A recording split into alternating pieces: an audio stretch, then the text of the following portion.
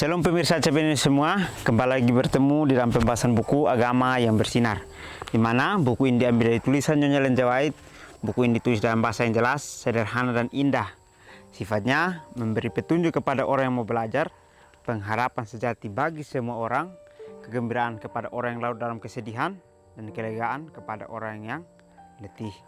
Buku ini juga menyuguhkan kepada kita suatu cara yang lebih baik, mengungkapkan kepada kita suatu kehidupan yang lebih sederhana dan lebih manis, sehingga semua pembaca akan penuh dengan kegembiraan dan kesukaan, bersinar, menyinarkan kasihnya dimanapun kita berada. Jadi ini adalah harapan kita semua sebagai umat yang percaya kepada Tuhan, di mana kita ingin untuk mengetahui apa yang kita pelajari dari Tuhan, dan juga kita ingin untuk mendapatkan petunjuk bagaimana pengharapan sejati kita kepada Tuhan. Sehingga pada saat kita memiliki semuanya itu, kita boleh bergembira, keluar dari kesedihan, dan juga merasakan kelegaan yang Tuhan sudah berikan pada saat kita merasa letih. Dan juga Dia akan memberikan kepada kita suatu kehidupan yang lebih sederhana dan lebih manis, sehingga kita bisa merasakan kegembiraan dan kesukaan, sehingga kita bersinar, dan sinar itu kita bisa bagikan dimanapun kita berada. Bacaan kita kali ini judulnya, karena itu adalah janji kehidupan kekal. Ayat intinya terambil dalam Mazmur 119 ayat 111. Peringatan-peringatanmu adalah milik pusakaku untuk selama-lamanya, sebab semuanya itu kegirangan hatiku. Ia, Kristus datang untuk menyatakan sifat hukumnya, untuk menyatakan keindahan kesuciannya itu dengan tabiatnya sendiri. Kristus datang ke dunia dengan himpunan kasih yang kekal, menyapu bersih pemerasan yang memberat hukum Tuhan. Ia menunjukkan bahwa hukum itu adalah hukum kasih, pengungkapan kebaikan ilahi. Ia menunjukkan bahwa dalam penurutan kepada prinsip-prinsipnya tercakup kebahagiaan umat manusia, dan bersamanya kemantapan, landasan kuat, dan kerangka kerja masyarakat manusia. Baik, pelajaran kita sangat menarik. Di sini dikatakan bahwa karena itu adalah janji Tuhan. Jadi Tuhan memberikan kita satu janji yang membuat hidup kita untuk bisa mendapatkan hidup kekekalan itu, di mana di dalam ayat inti yang mengatakan bahwa peringatan-peringatan yang datang dari Tuhan adalah milik pusaka kita sendiri seharusnya, yang akan menjadi milik selama-lamanya.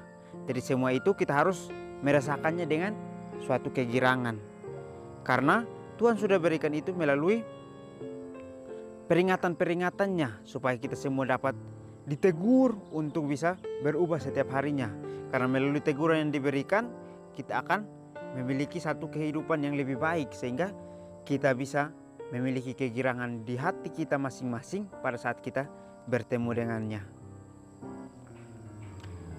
Kristus datang untuk menyatakan sifat hukumnya. Jadi Kristus datang ke dunia, Dia datang untuk menyatakan hukum yang pasti, hukum yang Dia sudah tuliskan itu, untuk mencontohkan kepada kita bahwa sifat menurut hukum itu seperti ini, untuk menyatakan keindahan kesucian dan tabiatnya sendiri.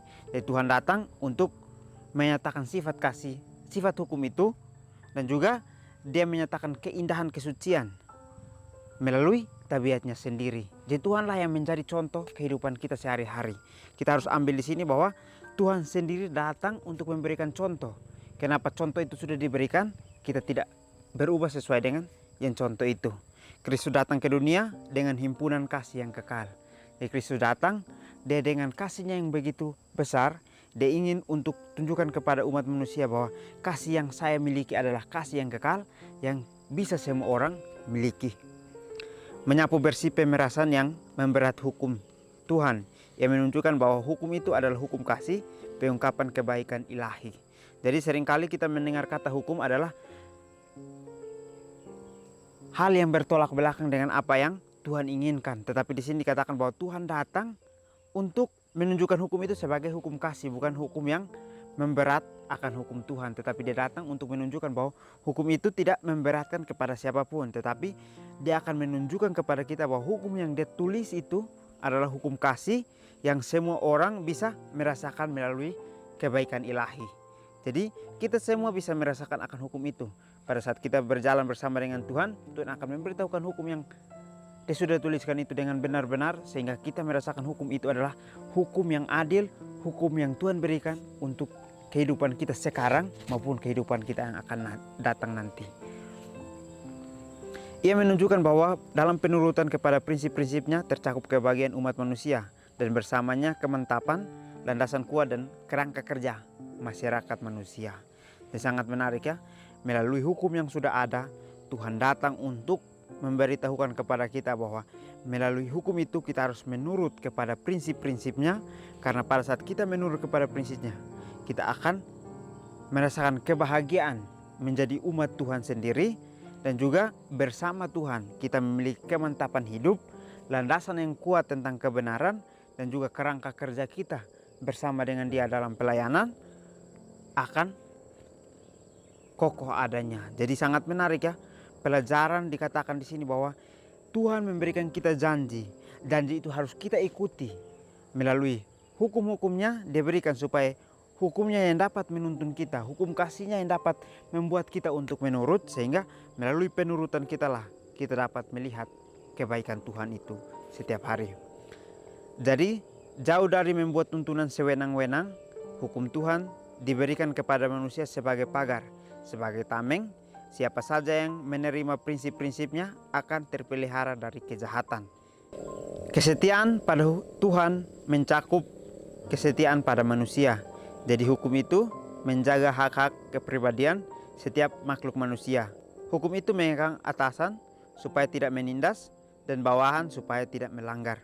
Hukum itu menjamin kesejahteraan manusia baik di dunia ini maupun di dunia yang akan datang. Bagi orang yang menurut, itu adalah janji hidup yang kekal, karena hukum itu menyatakan prinsip-prinsip yang tahan sampai selama-lamanya. Seri Membina jilid 3 halaman 68 dan 69. Baik, di akhir pelajaran kita menceritakan bagaimana janji kekekalan yang Tuhan berikan itu. Dikatakan di sini bahwa jadi jauh dari membuat tuntunan dan sewenang-wenang, hukum Tuhan diberikan kepada manusia sebagai pagar atau sebagai tameng. Jadi hukum Tuhan itu dibuat supaya kita bisa terlindungi dari segala macam cobaan. Diberikan bahwa kita sedang dipagari atau kita sedang diberikan pelindung, di mana melalui hukum itu kita dapat berlindung, bahwa setiap apa yang kita harus lakukan, kita harus mengetahui bahwa itu adalah harus sesuai dengan apa yang Tuhan inginkan, sehingga pada saat kita lakukan sesuai dengan hukum yang Tuhan berikan, maka itu akan menjadi pagar kita atau menjadi pelindung kita sendiri tanpa kita melakukan sesuatu hal yang jahat. Siapa saja yang menerima prinsip-prinsipnya akan terpelihara dari kejahatan. Jadi barang siapa yang menerima Tuhan, dia akan terpelihara dan dia akan mengikuti prinsip-prinsip yang Tuhan berikan, sehingga kejahatan yang datang akan ditahan atau kita akan dilindungi melalui tameng yang sudah berikan, yaitu hukum Tuhan sendiri. Kesetiaan pada Tuhan mencakup kesetiaan kepada manusia. Jadi kalau kita setia kepada Tuhan, kita juga akan setia kepada manusia. Jadi sangat menarik ya, dikatakan bahwa kita kalau setia kepada pencipta kita, berarti kita akan setia kepada sesama-sesama kita juga. Hukum itu mengekang atasan supaya tidak menindas dan bawahan supaya tidak melanggar. Ini teguran sangat keras buat kita semua. Dikatakan bahwa hukum itu mengekang atasan supaya tidak menindas, atau mengekang orang yang sedang duduk di kursi pemerintahan supaya tidak menggunakan hukum itu sebagai hukum penindasan. Dan juga bukan hanya kepada atasan tetapi kepada bawahan juga, supaya tidak melanggar, atau kita diberitahukan bahwa melalui hukum yang ada kita tidak boleh melanggar satupun, tetapi kita harus ikuti. Dari semuanya itu terlindung, semuanya manusia yang Tuhan sudah ciptakan itu harus terlindung. Mau atasan mau bawahan, semua harus menurut kepada hukum yang sudah Tuhan berikan. Hukum itu menjamin kesejahteraan manusia baik di dunia ini maupun dunia yang akan datang. Jadi hukum yang Tuhan berikan, yaitu hukum kasih ini, inilah yang akan menjadi kebahagiaan kita, di mana dia akan menjamin kesejahteraan kehidupan kekal kita pada saat sekarang ini dan juga saat yang akan datang. Bagi orang yang mau menurut, itu adalah janji yang kekal. Karena hukum itu menyatakan prinsip-prinsip yang tahan sampai selama-lamanya. Jadi Tuhan menjanjikan satu hal yang pasti ya. Dikatakan bahwa orang yang menurut akan mendapatkan janji hidup yang kekal itu. Tetapi orang yang tidak menurut akan mendapatkan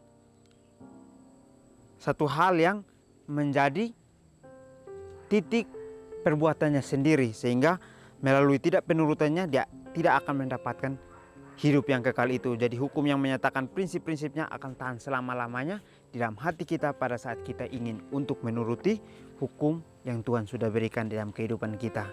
Dan janji Tuhan tentang kehidupan kekal itu adalah satu janji yang pasti yang harus kita impikan, yang harus kita inginkan supaya kehidupan kekal itu kita miliki. Tetapi melalui kehidupan kekal itu kita akan mengalami proses yang sangat panjang jalannya, tetapi kita harus ingat bahwa proses itu adalah satu kebahagiaan yang harus kita rasakan. Karena pada saat kita bertemu dengan pencipta kita, kita merasakan kehidupan kekal itu adalah kehidupan yang selama-lamanya. Mungkin ini saja pelajaran yang dapat saya bahas. Kiranya kita bertemu lagi di pertemuan selanjutnya. Kiranya Tuhan Yesus memberkati kita semua.